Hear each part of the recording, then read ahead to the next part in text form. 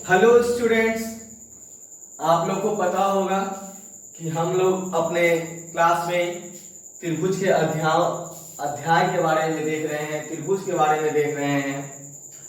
जैसा कि आप लोग को हमने आपके पिछले क्लास में पाइथागोरस का प्रमेय का जिक्र किया था, तो शुरू से लेकर के हम लोगों ने जो जो प्रमेय पढ़ा उन प्रमेयों को हम लोग एक बार काउंट डाउन करते हैं। सबसे पहले हम लोगों ने पढ़ा था थेल्स का प्रमेय, दूसरा पढ़ा था थेल्स का विलोम, तीसरा पढ़ा था समरूपता के तीनों प्रमेय, जिसमें हम लोगों ने कोण समरूपता, भुजा समरूपता और भुजा समरूपता पढ़ा था। उसके बाद समरूपता में त्रिभुज के परिमाप का रिलेशन जाना था। फिर आपको कि दो त्रिभुज यदि समरूप होते हैं तो उनके क्षेत्रफल का जो अनुपात होता है, उनके भुजाओं के वर्गों के अनुपात, माध्यिकाओं के वर्गों के अनुपात, लंबों के वर्गों के अनुपात, कोण समद्विभाजक के वर्गों के अनुपात के बराबर होता है। और इससे पिछले क्लास में हम लोगों ने पाइथागोरस प्रमेय के बारे में पढ़ा था।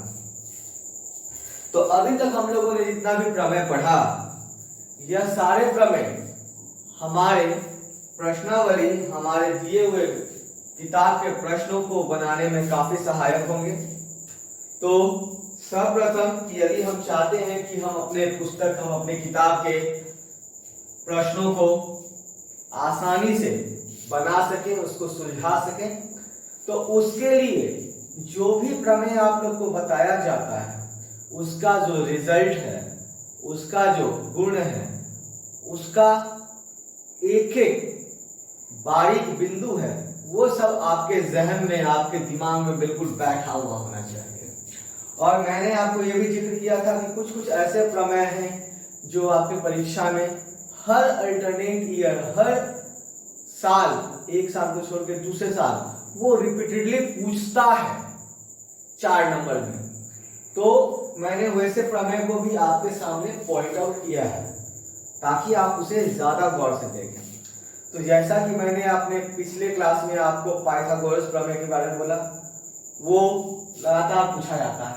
और ये जो बोर्ड पे बच्चों आप लिखा हुआ देख रहे हैं कि यदि किसी त्रिभुज में एक भुजा का वर्ग अन्य दो भुजाओं के वर्गों के योग के बराबर है तो पहली भुजा के सामने का कोण समकोण होता है। तो ये जो बच्चों प्रमेय है, ये प्रमेय है आपका पाइथागोरस का विलोम। ठीक है, पाइथागोरस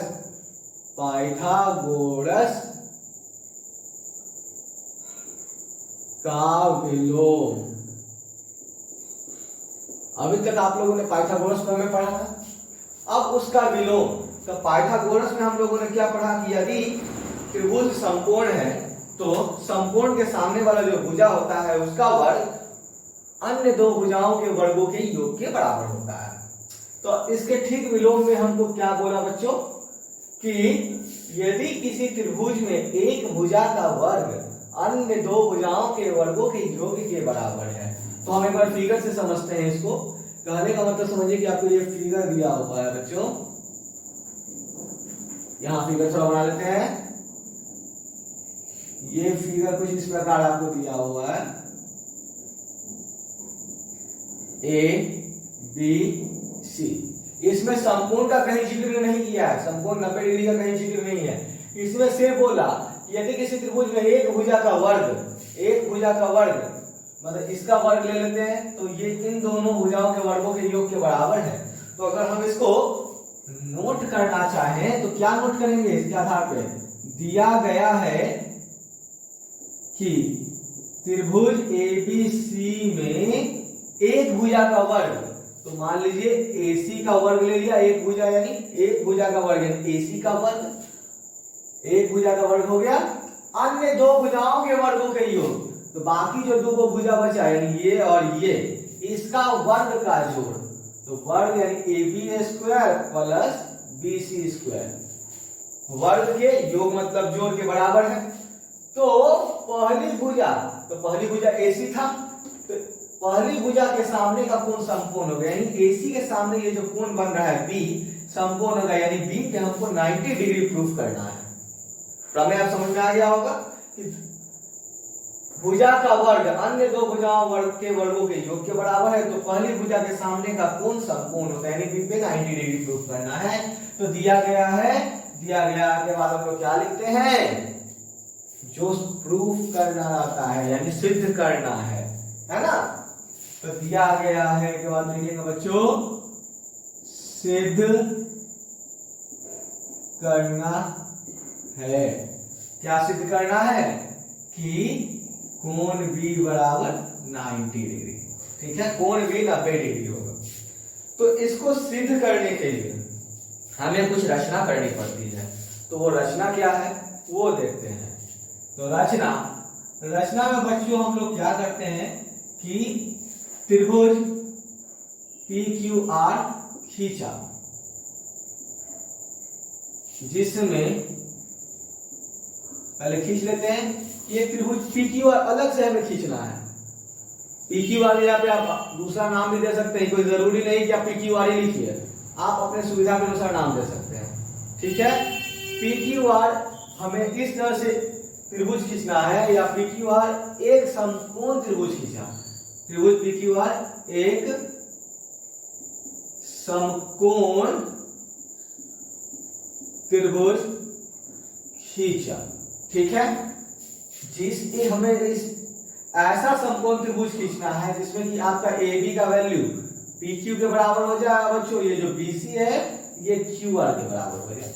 तो त्रिभुज PQR एक समकोण त्रिभुज खींचा जिसमें क्या हो, AB बराबर PQ तथा BC बराबर QR, ठीक है। अब प्रमाण देखेंगे हम लोग। तो रचना में हम लोगों ने एक अलग से त्रिभुज खींचा, एक ऐसा त्रिभुज खींचा जो कि पहले से समकोण है। ये त्रिभुज समकोण नहीं है, लेकिन जो रचना में त्रिभुज खींचेंगे बच्चों वो त्रिभुज समकोण लेना है, और इस तरह समकोण लेना है कि Q पे 90 डिग्री बनना चाहिए, AB बराबर PQ और BC बराबर QR, ठीक है। प्रमाण में हम लोग देखेंगे कि त्रिभुज या समकोण त्रिभुज, समकोण त्रिभुज PQR में, ठीक है, समकोण त्रिभुज PQR में PR स्क्वायर बराबर PQ square plus QR square. हम लोग जानते हैं कि किसी भी समकोण त्रिभुज में कर्ण का स्क्वायर बराबर लंब का स्क्वायर प्लस आधार का स्क्वायर होता है। तो यहाँ पे यह त्रिभुज समकोण है, तो इसमें PR कर्ण हुआ बच्चों, तो PR का वर्ग बराबर PQ का वर्ग प्लस QR का वर्ग, ठीक है, ये हम लोग लिख सकते हैं। अब या PR का वर्ग, PQ का वैल्यू देखो बच्चों किसके बराबर है यहाँ पे, AB, तो PQ को AB से रिप्लेस किया तो AB स्क्वायर, ठीक है, और ये देखो BC QR के बराबर, तो इसको लिख सकते हैं BC का स्क्वायर। कहां से आया ये वैल्यू, रचना से, तो रचना से हम यहां से लिख दिया, ठीक है। या ये जो दिया इसको इक्वेशन 1 मान लेते हैं, इसको हम लोग लिख सकते हैं बच्चों PR बराबर, इस वैल्यू को पूरे को हम लोग AC स्क्वायर लिख सकते हैं। कैसे कि AB square plus BC square का वैल्यू किसके बराबर है, AC स्क्वायर। ये कहां से आया बच्चों, एक से, एक नंबर प्रमेय से, एक नंबर इक्वेशन से, ठीक है। अब जब दोनों तरफ वर्गमूल करेंगे, PR स्क्वायर और इधर AC स्क्वायर का ही वर्गमूल करेंगे, या यहाँ पे जब वर्गमूल होगा स्क्वायर है तो एक वैल्यू बाहर, तो PR बराबर AC, ये चीज आ जाएगा मेरा पास। तो PR का वैल्यू अब आ गया AC के बराबर। अब हम लोग दोनों त्रिभुज के तुलनात्मक अध्ययन करेंगे कि अब त्रिभुज ABC तथा त्रिभुज PQR में, ठीक है, इसको 2 मान लेते हैं।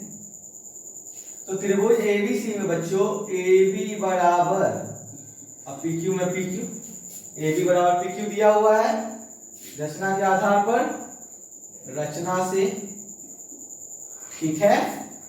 अब BC बराबर QR भी दिया हुआ है, BC बराबर QR रचना से,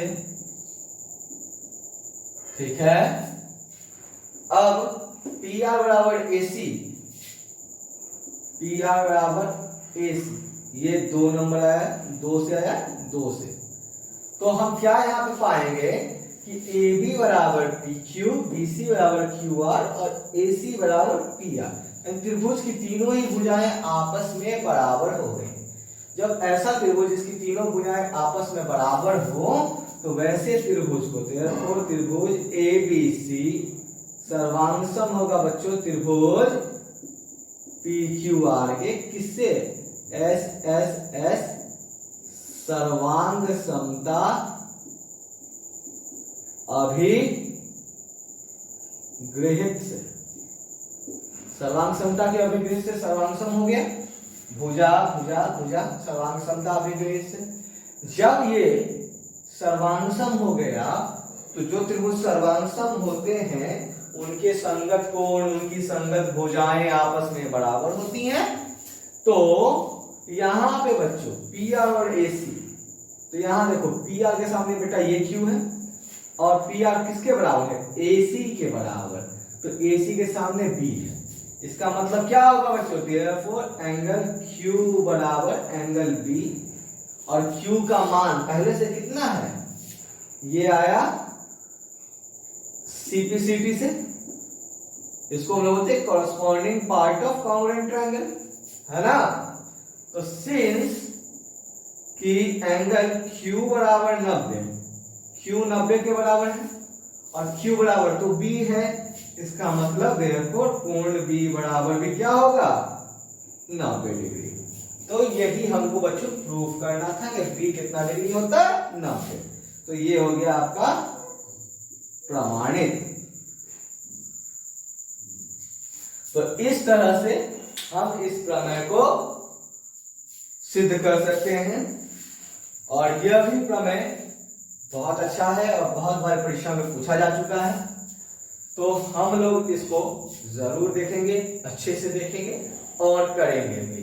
तो इस तरह से आपका बच्चों त्रिभुज का लगभग सारा प्रमेय समाप्त हो चुका है, और चूंकि त्रिभुज का प्रमेय समाप्त हो चुका है तो ये हमारा फर्ज, ये आपका दायित्व बनता है कि आप उनके प्रश्नावली को, आप उनके एक्सरसाइजों को बनाएं, जरूर देखें, ताकि ये जो आपने किया है इसका आपको उपयोग समझ में आए और यह भी आपका क्लियर हो जाए।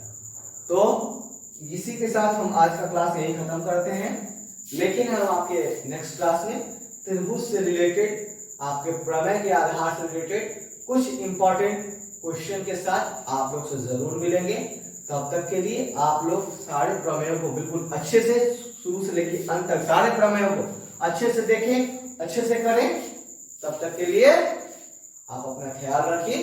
Take care, bye bye.